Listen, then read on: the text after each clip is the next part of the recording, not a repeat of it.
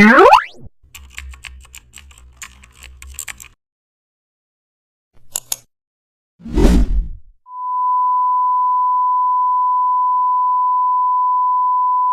back to the channel, and don't forget to like, share and subscribe for more updates. Today we are diving into an exciting tutorial how to create a fire glow text effect using gradient editor. Type your text and resize the layer. Open gradient overlay and edit the gradient strokes. Use dark red, orange and yellow to mimic fire.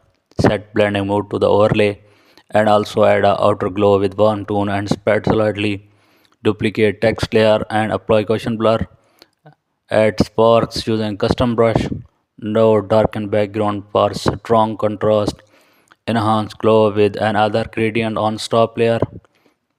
It now looks like burning molten typography. Gradient editor gives perfect